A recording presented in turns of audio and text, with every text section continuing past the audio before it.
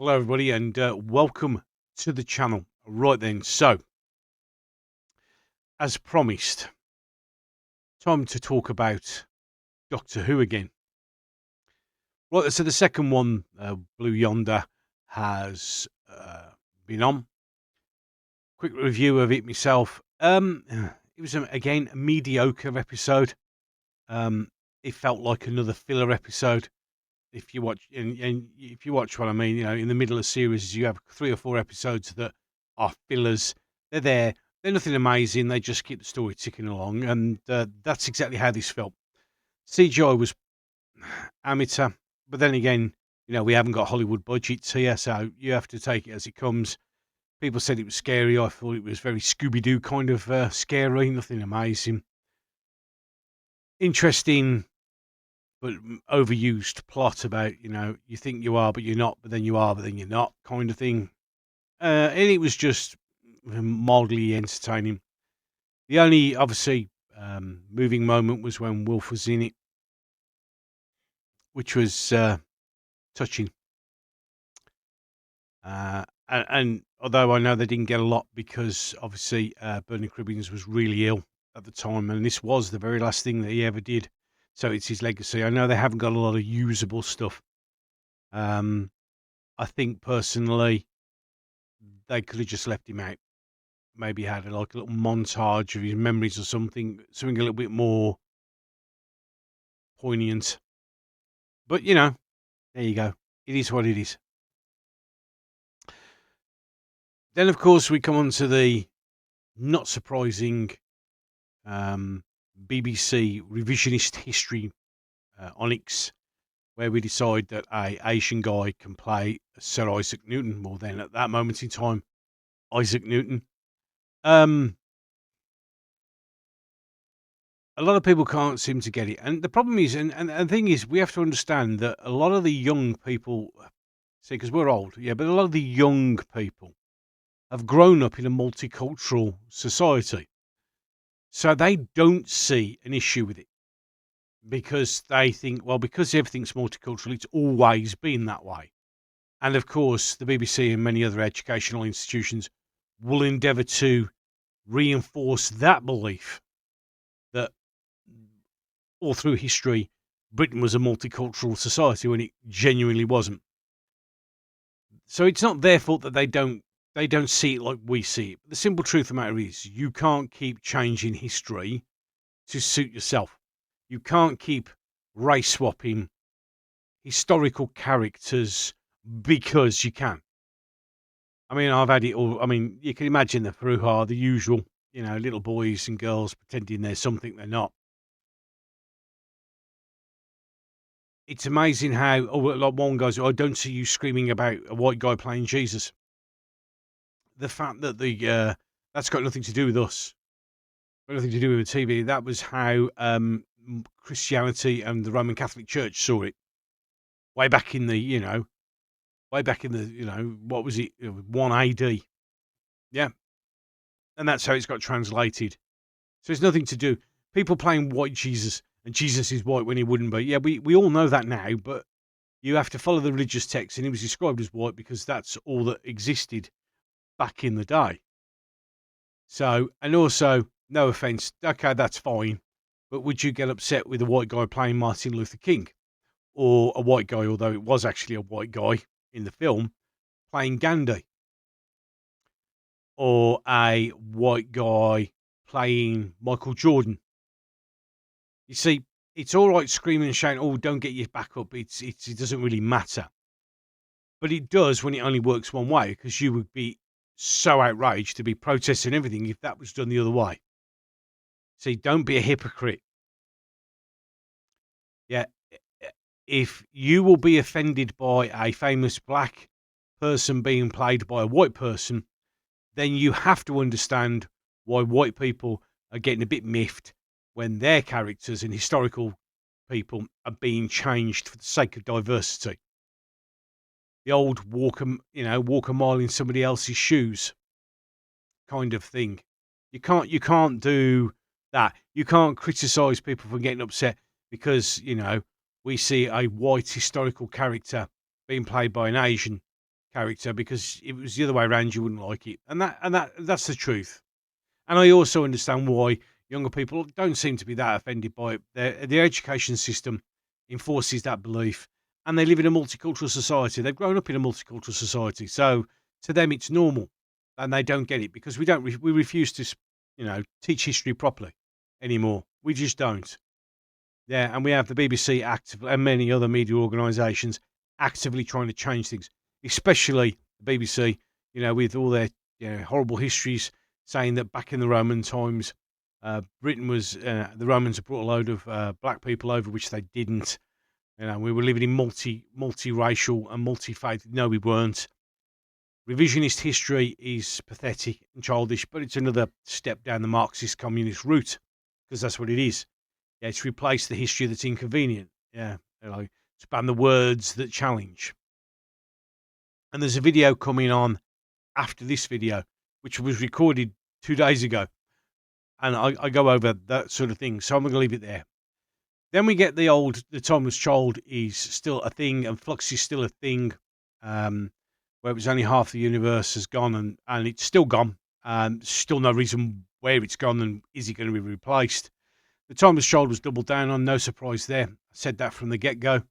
When everybody was going, he'll retcon the Timeless Child, no, he wasn't. He's not going to touch it. And in fact, he's reinforced it, because you all have to now wake up to the simple fact that Russell T Davies is finishing off what Chris Chibnall did. The Fitzroy crowd are getting what they want. Chibnall erased the white maleness from the role, and now Russell T Davies is killing everything else off. The bit where it was confirmed that, when Donna says, Isaac Newton was hot, and he goes, yes, he was hot. Oh, is that what I am now? As I am now. Well, I always thought it's just setting it up. It's just setting it up for the next iteration of the new Doctor. And this is where we come on to what I've been told is going to happen. As with everything, even though I'm pretty much certain, because I've checked it with other sources and other people, and this seems to be the general consensus. Obviously, it's still not official until it appears on the screen. It doesn't really exist, does it? So you're going to have to take it with whatever pinch of salt that you take it with. But the way things are lining up and the way things are going in these 3 specials, you can see that this makes sense. The first special, after demeaning the Doctor because he's a male presenting Time Lord, utter shite, they said that you can just let the regenerations go. Keep that in your mind. You can let the regenerations go. Second, we're going down the line. Well, I always thought you were gay. Okay, some people say bi. Well, I mean, we've seen him kissing loads of different women, but that's fine. But again, the Doctor should never have been sexualised in any way. He should have been left as a sort of an adrenalist sort of guy who just travels through and doesn't really get involved for obvious reasons. A bit like Highlander, don't get involved with people when you're a long-living person, because you get tired of saying goodbye. And that's how it should have been left. But no, Russell initially, back in 2005, came in and started turning it into a romance novel and turning the Doctor into this sort of romance character, which he never was and should never be. Back then, he was not as, what's the word I'm looking for? Oh, yeah, egotistical as he is now, narcissistic like he is now. So he was sending that message, but it was kind of tempered. Oh, and before we go any further, Doctor Who's always been progressive. Yeah, we've covered this about 1,000 times before. Yes, it has always covered social issues, such as Star Trek as well. They did the same thing, but it did it subtly and cleverly. Yeah? It didn't sacrifice story for message. The message was interwoven, but that's because back then they had people called clever writers, people who could actually write stories, not go, well, I have the message I want to put, and I'm going to try and figure out what sort of thing's going to go round that message. Okay? That's the difference. Yes, it's always tackled social issues, as have many other TV programmes, but the simple truth of the matter is, when it all boils down to it, they've done it cleverly, smartly, with intelligence. In fact, sometimes you don't even notice it. It's that cleverly done. Now it's not cleverly done. It's as blunt as a brick in between the legs, to be brutally honest. And as we did with the Jodie era, we sacrificed the message for the story. And we spent so much time telling you the message that every ending of every episode was rushed. A bit like this one, when it was kind of rushed. And like Star Beast, where it was kind of rushed at the end. Because they forget to do the story bit while they're too busy getting the message. So you've got that. And don't forget, you can give it up. Right then. So, as I said, this is what I've heard. I'll go out there and say it. If I'm proven wrong, I'm proven wrong. But at least I've got the courage to stand up and say it. It's up to you. You're not going to get a regeneration. The seed was sown with, you can let it go. So in the third one, David Tennant's Doctor will let the regenerations go. He will become mortal again. Okay? Shooty's Doctor, 15, although that number now is irrelevant because we've doubled down on the Timeless Child and he's not going to be 15. Okay? Because remember, it is being described as season 1. Not season 14, season 1. And this is the reason why. Shooty's Doctor will be there. It won't be a regeneration. There will be 2 doctors in the same place at the same time. Probably something to do with the flux, no doubt. Tennant's Doctor won't regenerate. He'll give up his regenerative powers, no longer being the Doctor. The 2 of them will fight together to beat the toy maker, the celestial toy maker. And they will win. And as part of the win, Shooty will get a new TARDIS. Not the blue box. That's stopping. We're not getting that now. We're getting a new TARDIS. He's not getting a Type 40 TARDIS. He's not going to get one with the broken chameleon circuit. Okay? He's getting a new TARDIS.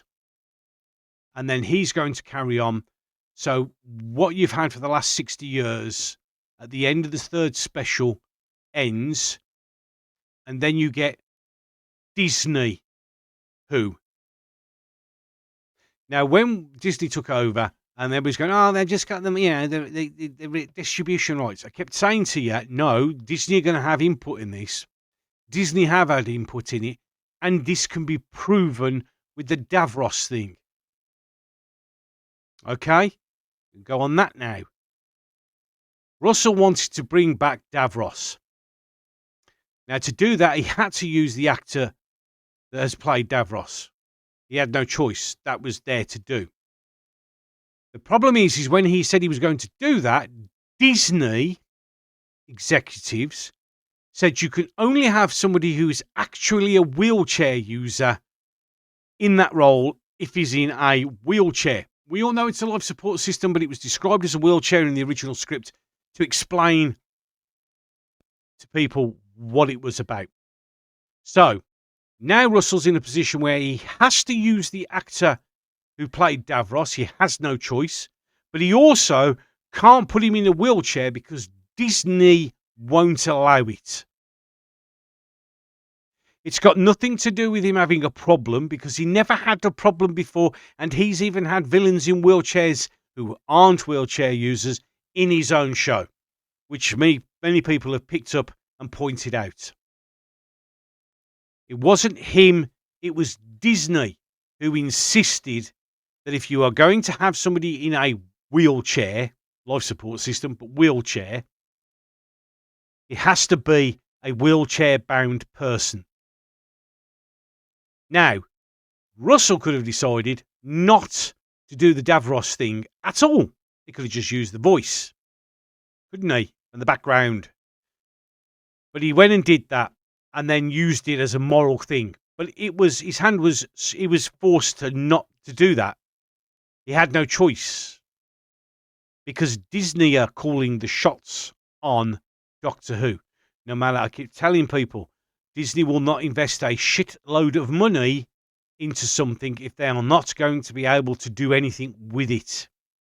And that is why classic fans Those people who have kept the show going for the last 60 years are being told to go away. They are going to end that and bring in the new shooting at one, changing his costume at every episode, unlike the Doctor has done. I know the Doctor has changed his costume many times before, but it's been similar to what he's had on. Yeah, even Jodie had the same costume on pretty much. Very rarely got dressed up into different clothing. But this time, the Doctor's going to change the clothing to fit into the historic period. What they're going to do with that historic period, I don't know. They're probably going to change it.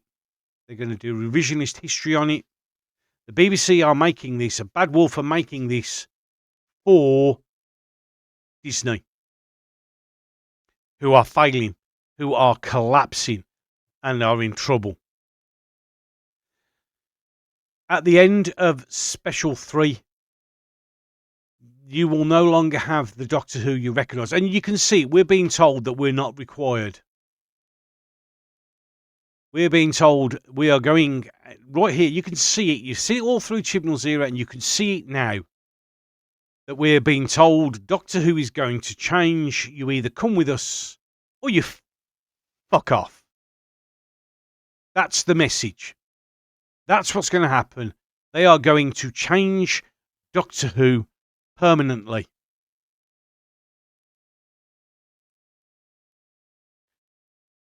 So, you then have to make a decision what you're going to do. Now, I've always said that in my mind, when Peter Capaldi says, Doctor, I release you, that was the end of Doctor Who. I mean, you could see the writing on the wall in the last series of Capaldi. You knew what was coming. But they're in a position now where this is what we do now. This is what we do to all franchises. It's not about the show. It's not about the entertainment. It's all about the egotistical massaging of the narcissistic people in charge.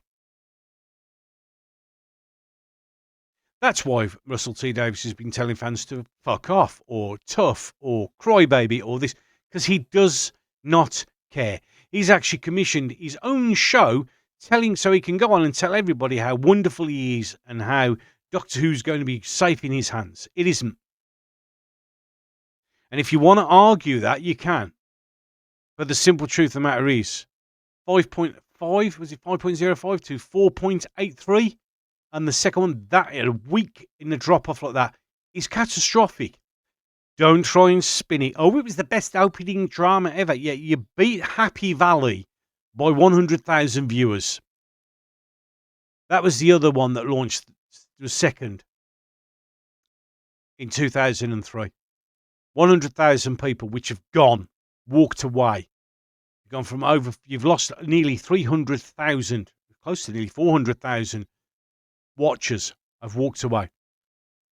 It's always been on the overnights, using iPlayer and the consolidated figures to try and hope that everything pops up, isn't a reflection on the show. Because Who was beaten, old Who, right up to Capaldi pretty much, was beating anything Jodie had done, and this, hands down on the overnights. The third one will be the final nail in the old Doctor Who coffin, and you are going to get your new Disney coffin. Your new Disney show, Disney Who.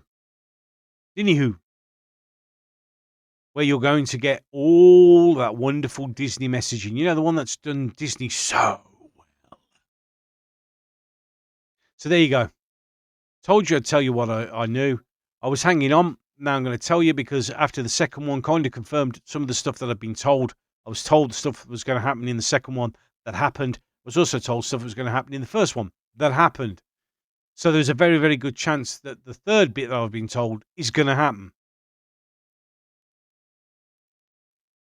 So that's why, if you've seen on Twitter, me and John have said, we're going to have a stream after the third one to console people. They are systematically destroying canon. They are telling us older fans to go away, like it or lump it, our way or the highway. They will get their audience that they are hoping for, and that will drop and drop and drop and drop. Because as I said on Twitter, sorry, X or whatever you want to call it. Yep. You alienate your old fans at your peril. They've done it with Star Wars. They've done it with Star Trek. They've done it with Lord of the Rings. You get rid of the people who have been commercially supporting the show for all these years and tell them they're no longer required and to fuck off and go away at your own peril. When I said hashtag RIP Doctor Who was quite prophetic, it genuinely is. It really is that prophetic. Doctor Who for me finished at the end of the Capaldi era. I see no sense watching after that. I am watching the final special just to see if things do actually pan out. I mean, there's a good chance I could be wrong, and, so be it. After that, no. I have received the message, Russell, loud and clear. It's a shame because I've loved learning and growing with Doctor Who.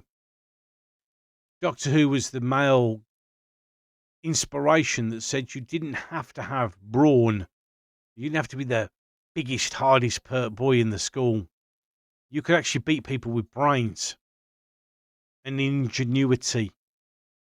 That was taken away, and now the Doctor's now been turned into a soy boy, a beta male, who will do as he's told because he knows nothing.